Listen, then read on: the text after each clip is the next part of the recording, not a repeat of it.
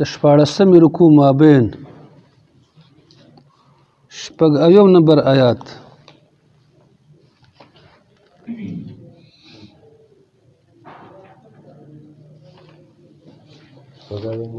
شپږ اویایم نمبر آیات 14مې رکوع مابین. نحمده ونصلي على رسوله الكريم. أما بعد فأعوذ بالله من الشيطان الرجيم. بسم الله الرحمن الرحيم. فعقروا الناقة وعتوا عن أمر ربهم وقالوا يا صالح ائتنا بما تعدنا إن كنت من المرسلين إلى آخره. صدق الله مولانا العظيم. فتیرو آیتونو مبارکو کې الله جل جلاله د صالح علیه السلام د قوم بیان وکړ. د صالح علیه السلام قوم چې وو سمودیانو، د سمود بچي وو سمودیانو. صالح علیه السلام هم سمودي وو او د دې قوم څخه الله پاک دې قوم ته پیغمبر انتخاب کړ. صالح علیه السلام ولګي د خلکو دعوت د الله وحدانیت ته ورک. دا خلک د کفر او د شرک نه منع کړ او د الله نعمتونه چې په دې خلکو باندې شوي دغه نعمتونو تذکره ورته وکړله. او صالح علیه السلام د خلکو ته د الله د نعمتونو د شکرانې مطالبه وکړه او دا خلک د الله دین ته راوبلل. دې خلکو هغه سرمایه‌دار او مالدار خلک ولګېدل. بعض خلکو ایمان راوړ لیکن دا خلک ولګېدل د صالح علیه السلام د دعوت مخالفت وکړ او چې مخالفت وکړو غوښتل چې صالح علیه السلام خاموش کی، دعوت خاموش کی. نو طریقه داسې وښودله چې دوی داسې مطالبه د شتې نه وکړي چې صالح علیه السلام د هغې وس نه لري. نو صالح علیه السلام به عاجز سي د هغه مطالبې نه، نو په خپله به دعوت څه سي، خاموش سي. دا خلک ولګېده صالح علیه السلام ته وویل که صالحه ته رښتیا پیغمبر دغه کوم غر څه ده، په دې غره کې دا کوم ګټه څه ده، له دغه ګټې څخه موږ ته یو اوښه پیدا کړه. له جماد شي نه، له جماد نه معنی د ګټې نه یو حیوان پیدا کېدل، ژوندی حیوان پیدا کېدل. او بیا حیوان داسې یو حیوان چې هغه حیوان بلار به وي، اوښه یې بلار به وي او داسې بلار به وي چې بیخي قریب الولادت وي، د زیږېدنې ته نږدې وي. داسې اوښه موږ ته پیدا کړه، شرطونه یې ولګول. چونکې د الله پاک د قدرتونو څخه یو شی هم بار نه ده. او صالح علیه السلام په نبوت کې د خلکو شک و. صالح علیه السلام الله پاک ته سوال وکړ، الله پاک ورته اجازه ورکړه دغه د غره لمن دغه کوم علاقه چې وه دا وخوځېدله، دا کوم ګټه چې وه دغه ګټه وچاودېدله او دغه ګټې څخه الله پاک اوښه پیدا کړه. داسې اوښه چې هغه د 10 میاشتو بلار به اوښه وه. کله چې اوښه پیدا شوه، چونکې دا اوښه خو معجزه وه او د اوښې دا ټول حرکتونه معجزه وو، لهذا د اوښې دومره شوده ورکول چې دا ټول قوم ته یې شوده ورکول. دومره شوده ورکول خو خامخا مور اوبه غواړي، لهذا د خلکو کویی وو، د خلکو ګودر وو. په دغه ګودر نه به خلکو اوبه څکلې او حیواناتو به یې اوبه څکلې. صالح علیه السلام ورته وفرمیل چې تاسې دا حیوان چې یو ورځ به تاسې مطلب له دې ګودر څخه اوبه وړئ، یو ورځ به دغه اوښه ورځي دا اوبه به څکي. چونکې هغه خو معجزه وه. لاړ په هغه ورځ به خوله کته کړه، دا اوبه به یې ټولې راکاږلې او دا اوبه به یې څکلې. په دې وخت کې دا خلک تنګ راغله د اوښې څخه، ځکه دا خلک مالداره خلک وو، حیوانات وو، مالونه وو. هغوی مالونه د مشکلاتو سره مخامخ سو. په دې کلي کې د علاقه کې 2 ښځې وې، خوبصورته ښځې وې او مالداره وې. هغوی ولګېد 2 کسان یې ولمسول او دا اعلان یې وکړه چې مطلب هر هغه څوک چې دا اوښه شهیده کړي، که له موږ سره نکاح کوي، که زموږ د لورګانو سره نکاح کوي، موږ ورته تیار یو. خو که چا دا کار وکړ، غالبا مسعد په نوم باندې یو کس و، یو چې دا قدار ابن سالف و، 2 کسانو. دا 2 کسان ولګېده او دغه لوی جرم ته ځان اونیو د لالچ په خاطر باندې چې موږ ته به د لورګانې راکوي او مطلب دا خوبصورت لورګانې دي په دې خاطر باندې. چونکې د ښځو فتنه خو ډېره عظیمه فتنه وي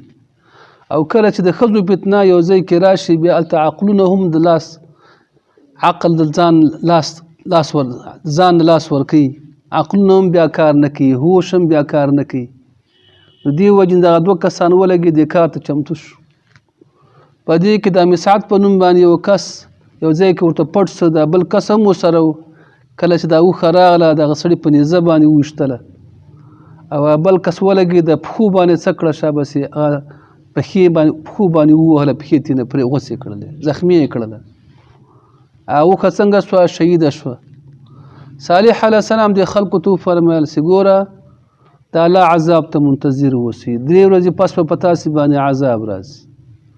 دې خلکو وویل چې اوهو عذاب دی لا چېرته ده دوی خو بیخي بیا هم د معجزې نه هم سبق نه و اخیستی د الله په دې پیغمبر باندې بیا هم د دې عقیده نه وه برابره شوې خو اوس هم د تکذیب په حالت کې د خدای شان د کله چې حسد راسي د حسد داسې یو شی ده چې دا شپه د خلک ورته ورځ وایي او ورځې ته څه ویلی شي شپه ویلی شي دا حسد دومره بد مرض ده لهذا په دې وخت کې صالح علیه السلام ورته وفرمیل چې 3 ورځې پس تاسې هلاکېږئ به نښې نښانې د عذاب دا دي چې اول ورځ به تاسې رنګونه به زیړ شي او 2مه ورځ به سره شي او 3مه ورځ به تور شي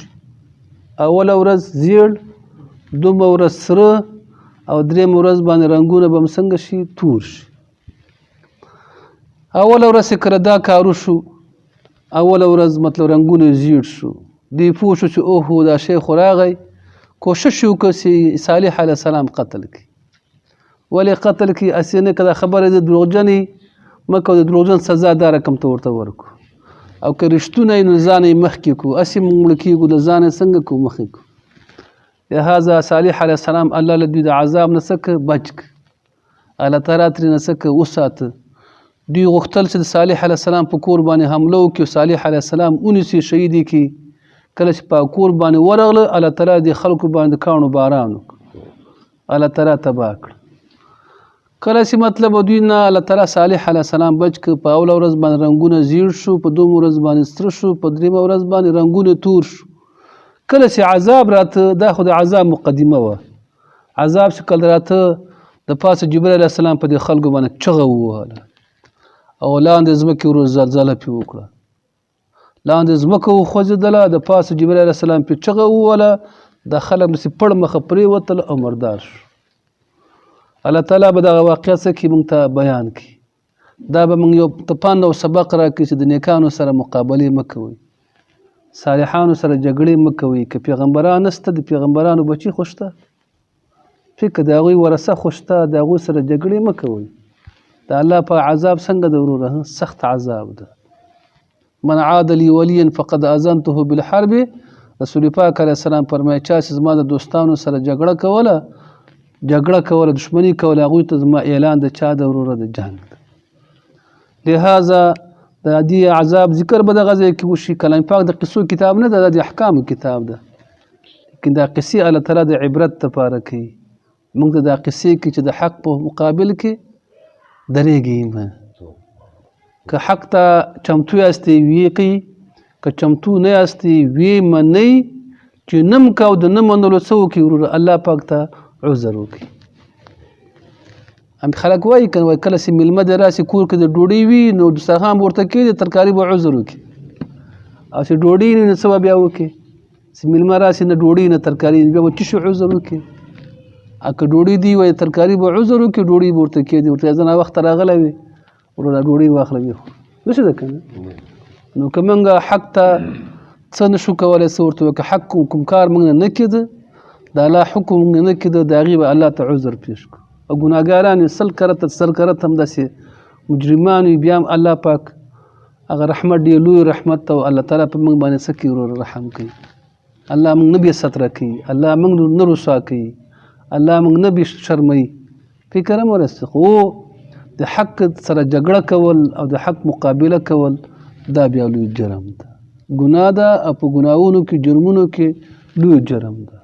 او اکثره خلک الله تعالی بیا خلکو توفیق د هدایت نه ورکوي داسې په ګمراهۍ کې پاتې شي تر دوی پورې چې څه شي وروره مړ شي او ګناه چې کوي او ځان خجالته ګڼي یو وخت داسې راشي بیا ګناه نه سړي زړه موړ شي بس ته ډېر مې وکړه الله پر دې را باندې واچولې بیا به نور نه کوم ځان نور څه مې وکړه هغه کومه بیا نه کړي خدای توفیق د توبې ورکړي خو چې قصداً د حق څوک مقابله کوي د حق سپکه کوي الله تعالی توفیق د چا نه کوي توبې نه ورکوي مقصد په ګمراهي باندې مړ کېږي داسې حالت نه دی الله پاک موږ وساتي په دې اولني حالت کې خو یو ګناهونه موږ نه کېږي خو انشاءالله الحمدلله تر اوسه په ګناه نه خوشحاله سوي انشاءالله الحمدلله دا خو دا غونډ ژوند کې انشاءالله چې واقع به نه راغلی سي ګناه هم کړي په ګناه خوشحاله سوي یو دا به انشاءالله په ټول ژوند کې نه شوي او ګناهونه هم دومره کړي چې د ګناهونو شمار نشته فکر ورسېده موږ یې شمارلی نه سو د الله تعالی سره خو شمار دي الله نه به سوال کوو چې الله تعالی موږ ته څه وکړي عفو وکړي الله پاک څه ده مهربانه ده او عفو کوونکی ده فکر هم ورسېده دغه ځای کې الله تعالی فرمایي فعقروا الناقة دوی زخمي کړه اوښې لره دوی زخمي کړه اوښې لره نو ګوره اوښه خو 2 کسانو زخمي کړې وه فکر ده 2 کسانو زخمي کړې وه خو کله چې یو عمل یو کس کې ټول پرې راضي وي دا عمل د ټولو ګڼل کېږي مطلب ونه رسېږي اوښه یو کس 2 کسانو زخمي کړه فکر هم ورسېده خو رضا د چا وه د ټولو پې وه الله تعالی ټولو ته نسبت کړي چې دا رضا د عمل ټولو کړی ده ولې سړی چې کومه ګناه کوي یو سړی ګناه کوي دا بل د ګناه باندې رضا کوي دواړه په ګناه کې سره څه دي شریکان دي نو ځکه الله تعالی فرمایي فعقروا الناقة دوی زخمي کړه اوښې لره وعتوا دوی سرکشي وکړه عن امر ربهم د حکم د رب نه دوی سرکشي وکړه حکم د رب دا اوس معجزه راغله د پیغمبر حقانیت ښکاره شو پیغمبر باندې ایمان راوړي پیغمبر معجزه ښکاره کړه د پیغمبر تاسو دپاره نور دلیل نشته نور شک او شبهه څه شوه ختمه شوه د ګټې نه اوښه پیدا کېدل او 10 میاشتنۍ اوښه او داسې اوښه چې د هغې د تګینو په مثل پیپونو باندې وي او ټول د قوم ته اوبه شیدې ورکوي نسې روانې وي او داسې اوښه چې هغه ټول د کوهي او د ګودر ټولې اوبه څکي غونډه ورځ پرې مړېږي نو سبا غونډه ورځ شیدې ترې روانې تشېږي نه یو ورځ کې ډکېږي نه او بل ورځ کې څه نه کېږي تشېږي نه دا خو ښکاره یو څه معجزه وه فکر ورسېده دوی نافرماني وکړه د حکم د رب خپل نه وقالو دوی دا ویلې یا صالحو ای صالحه ائتنا راتګ وکړه موږ لره بما په هغه عذاب تعدنا چې ته موږ سره وعده کوې ائتنا راتګ وکړه موږ لره بما په هغه عذاب تعدنا چې ته موږ سره وعده کوې ان كنت که ته یې من المرسلین د رسولانو څخه که ته یې د چا څخه بدبخته قوم وکنه عناد واخیستل داسې نه ویلې که ته د ستا د پیغمبرانو څخه نو یا الله موږ ته هدایت وکړه داسې نه ویلې د رسول پاک علیه السلام مبارک دا دشمن سی و ابو جهل به داسې ویلی یا الله پاکه که رسول پاک علیه السلام په حق کې د اسمانه په موږ باندې کاڼي نازل کړه او داسې نه ویلې که رسول پاک علیه السلام په حق کې نو اله کریمه موږ ته هدایت وکړه داسې نه ویلې بلکې داسې ویلې که دی په حق الله تعالی باندې اسمانه کاڼي نازل کړه نو ان كنت کتی من المرسلین د چا څخه د رسولانو څخه فاخذتهم الرجفه پس ونیول دوی لره زلزلې څه معنی زلزله راغله په دوی باندې ځمکه زلزله شوه د اسمانه جبرائیل علیه السلام په دوی باندې چغه ووهله او تیار عذاب ته خو آماده و که نه مقدمات عذاب خو راغلي و رنګونه تک تور شوي وه فاصبحوا دوی وګرځېده فی دارهم په خپلو ګورو کې جاسمینه پړ مخه پرېوتونکي فاصبحوا دوی وګرځېده فی دارهم په خپلو کورونو کې جاسمینه پړ مخه پرېوتونکي داسې پرېوتل او ساګانې ترې لاړې او مردار سو فتولى عنهم وګرځېده صالح علیه السلام د دوی نه فتولى عنهم وګرځېدله دوی نه د سره تقریبا 4,000 کسان مؤمنانو نیکان صالحان هم ورسره وګرځېدله دوی نه وقال ویلې یا قوم ای زما قومه چونکې قوم خو اوس مړ ده دی چا سره خبرې کوي دا خبرې سره کوي دا په ډول دغه باندې کوي حسرت او د افسوس په ډول باندې خبرې کوي په ډول د حسرت او په ډول د چا باندې کوي افسوس په ډول باندې کوي لکه یو سړی چې ابا مړ سي او داسې دی وایي پلار ما خو ډېر وګرځولې خو چې روح دې خدای قبول کړی ما څه کولی شو بابا اوږد پروت وي ورور پروت وي ادي پرتی خو هغه بچی یا ورور یا زوی وایي که نه چې پلار ما خو ډېر وګرځولې خو چې نه کېدلې روح دې نه بچ کېده نو زه نور څه وکړم خلک وایي که نه وایي مړي سره چاپېري مړي ته خبرې کوي فکر ورسېده د دا خبره هم د افسوس د حسرت په ډول باندې وکړله لکه رسول پاک علیه السلام مبارک چې جنګ بدر وکړ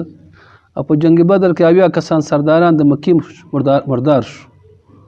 نو صحابه کرامو دا ټول مرداران راواخیستل د بدر یو وچ کوی په دې کوی کې واچول کله چې واچول په دې وخت کې رسول پاک علیه السلام د هغو ته ودرېده د مړو ته ودرېده فکر ده وایي خلکو کوم وعده چې الله پاک د موږ سره کړې وه هغه خو رښتونې سوه کوم وعده چې تاسو سره الله پاک کړې هغه وعده څنګه شوه د عذاب وعده نو عمر صاحب ورته وفرمایه چې یا رسول الله ته د مړو سره خبرې کوې پیغمبر اسلام وفرمایه دا مړي له تا نه ښه اوري دا مړي له تا نه ښه اوري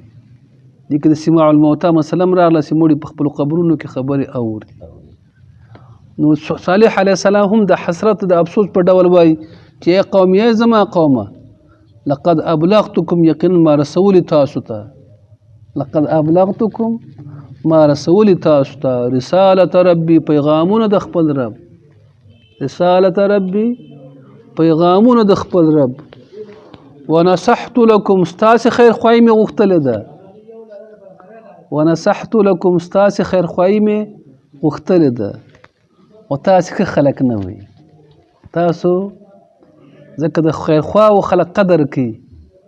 او تاسې د خیرخواهو سره دشمني کوله ولكن لا تحبون الناصحين لیکن تاسې مینه نه کوله د خیرخواهانو سره د خیر لټونکو سره ولكن لا تحبون الناصحين لیکن تاسې مینه نه کوله د خیرخواهانو سره بلکې ورته هم څه سره کوله دشمني کوله دا بله واقعه د لوط علیه السلام د قوم ده او تر هغه رکوع پورې غځېدلې ده دا به انشاءالله بیا تفصیل سره بیان اللهم صل على سيدنا محمد وعلى آل سيدنا محمد وبارك وصلي وسلم الله پاک لږ واقعات